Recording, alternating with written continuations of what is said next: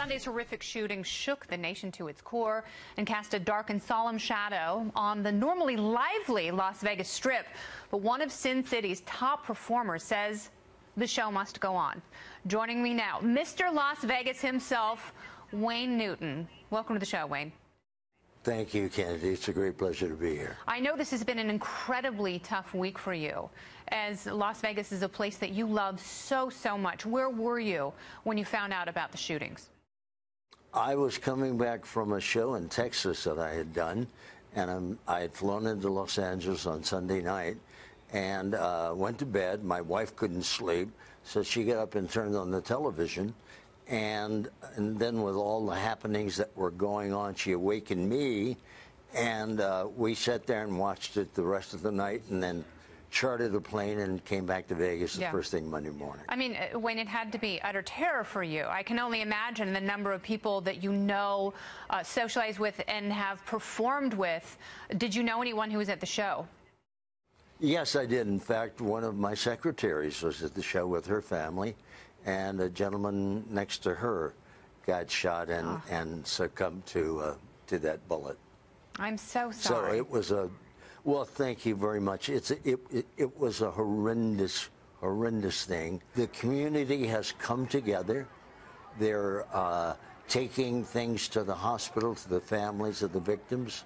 I visited the hospital yesterday myself for about 6 hours, and was just blown away by the efficiency of our medical division, our first responders, our police, even to the point where there were 8 surgeons out at Nellis Boulevard that came into the trauma center and offered their help, and they accepted, and they were a part of that also in helping to save. And that's a really good point, Wayne. And seeing those people come together in some of the interviews with survivors, and you know, the situation that they put themselves in, not just the first responders, the off-duty police officers and firefighters and EMT personnel, but civilians who ran back into the venue to help those who had been shot and wounded, and to honor those who, unfortunately, like the person who was sitting next to your friend, who succumbed to their injuries, and you graciously donated $100,000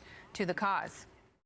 Yes, I did. My wife and I wanted to do that on behalf of the Casa de Shenandoah, our extended family, which is our home, and it has been wonderfully accepted, and we're very honored to be able to do that. So many people have given. People were coming to the hospital and handing blankets out and food and anything they could to the families of the victims who were still fighting for their life. And those trying to figure out if their loved ones were in fact a part of the horror. So terrifying for so many who lost touch with their family members. Now, Wayne, Las Vegas is a place where people go to escape.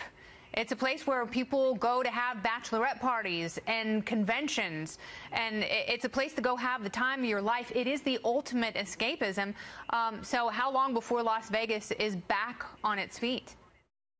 I think it's getting back very quickly. There are some performers who took an entire week off, which I find nothing wrong with. God bless them, and we'll keep them in our prayers and best wishes also. There are those of us, like myself, who decided that to take one night off in honor of and tribute to the people that were killed and injured in that was necessary.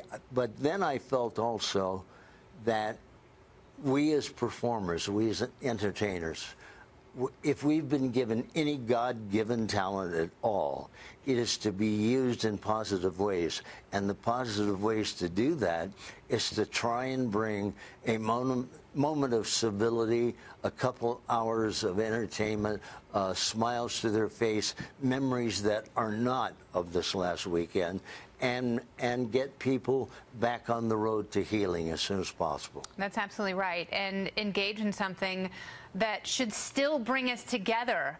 And that is music. And it just so shows the power of music that is capable not only of honoring that ultimate spirit of love and healing, but also binding people together positively and you demonstrating that that's what you do. You get up and you move on. Well, when I went on opening night, I took certain things out of the show that I thought might be a reminder of the last 2 or 3 days if someone wanted to take it to that extent.